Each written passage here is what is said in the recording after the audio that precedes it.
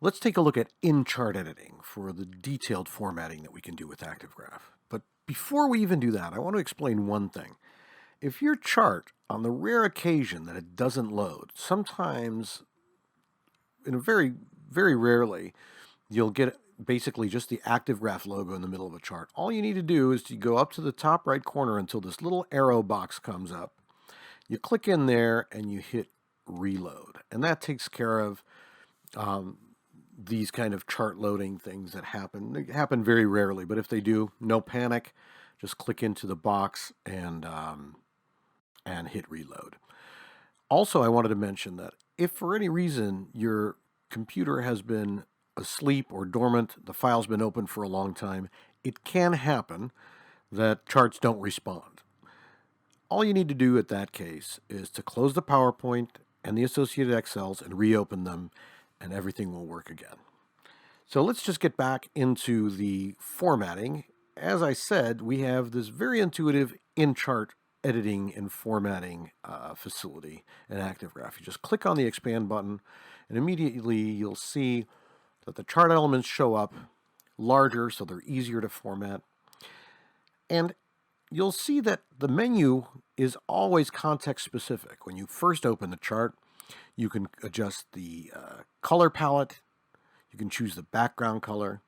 You can turn the title on or off. You can click on and show the axis legends if you'd like. Same thing with the axis labels. These are on right now. You can click them on or off.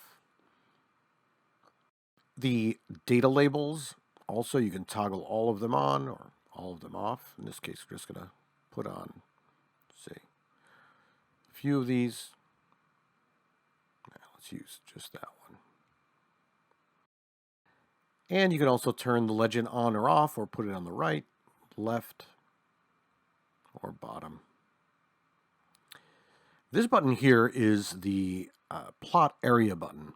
And by pressing it, you can adjust the plot area of the chart, such that if you want it to be on one side or the other side, or you want to make more room for bigger numbers, just be careful with this one because it is a exponential curve. So if you move this a little bit on the final chart, it could show up much more significantly. So you have to play around with that a little bit. But let's get back to the main chart. Also, whenever you want to get back to this basic context menu, which is the top chart level, click next to, not on the title, but next to the title at the top of the chart, and it'll always come back to this core menu. But let's get into formatting a series. So let's just click onto this series, which we've already turned on the data labels for. And you'll see that the context menu now shows the same color palette, the color of the series, the color of the marker, or the shape of the marker, and so forth, the color of the lines and all of this. This button is important. This resets the formatting to the default formatting.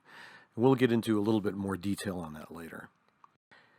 This is a great feature. It allows you, with compatible types, to choose an alternate graph type for the series. So if we wanted to make this a combined column and spline area chart, we can do that by just clicking on there. Here we can put these elements in order, so we can send to back or send to front and so forth. Lastly, we have the advanced menu. So you click on that, and on the right you can see that it says if you don't want the series to be editable, you can click on that button to take off that check mark. Basically, it allows you to have this data without being able to change it. So it locks that data, so it's not editable. Also, we have a very, very useful feature here, format link to source, meaning it brings the exact formatting of the characters, including conditional formatting, over from the original Excel, or wherever the source is. So wherever the source formatting is, it brings that exactly, whether it's the number, the font, the number type, and so forth. All the other things are pretty self-explanatory. We've added this very nice feature, which is magnitude, in case you have very large numbers and you just want to round them to thousands or hundreds. For instance, here 10 to the third is thousands. So you can limit the size and make your charts more elegant and space-sparing. And here we have a convenient prefix suffix so that for every number and data label, you can just type in that and you can see that here the prefix and suffix show up. Right.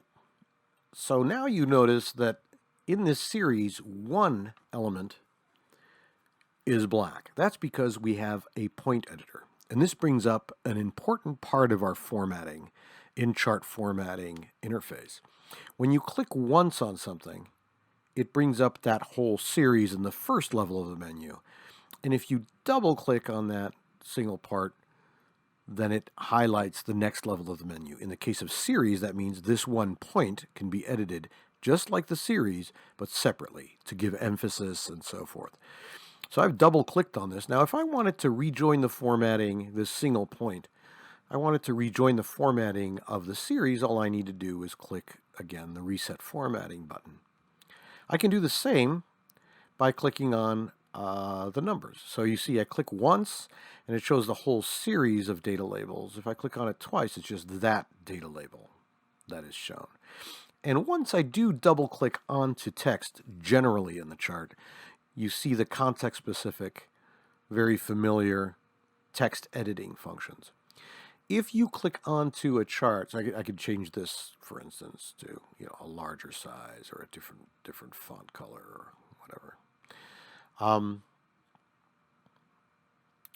Now, if you go onto text that is editable, when you click onto it, you'll see a little pencil, and that's where the field is where you can change the actual content of the text. Good. Well, let's move on now to the axis labels.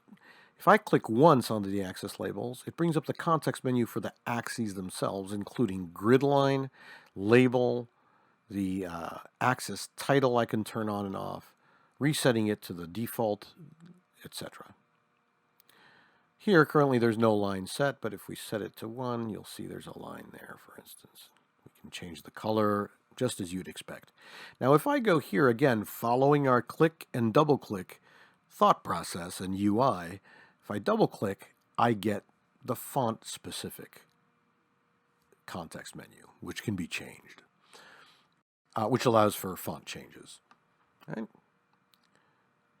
Now, if I go into I'll go back to the axis menu because there's some important features that I'd like to show you in the advanced menu. So you just click on advanced, and here, if we don't want to use auto scale is the default because it's useful for editable charts where you can really run your calculations from the chart and change values. It's useful to have dynamic scaling. But sometimes you want to fix the scale, so you can do that here, or you can change the grid line interval by just choosing that and so forth. And the rest is what you've already seen. One more thing is that the grid line style and format and everything can be adjusted here. And if you want to go back to the default, you can just click on the default. Here you can change the spacing as well, just a more convenient way to do it. Okay. So as I said, if I want to go back to the root menu, all I do is click here. One last thing I wanted to show you in formatting. Again, here in the legend, if I click once, that is the formatting level for the fonts in the legend. So I can just kind of increase all of the fonts or change the font type and so forth.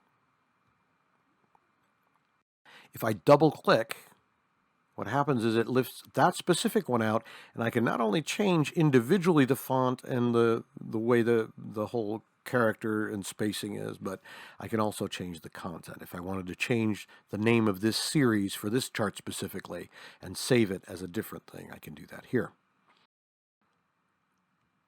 Remember that to save all in-chart editing, you need to click the close button. You can click without saving on the X, and that will save, or that will go back without saving the changes you made.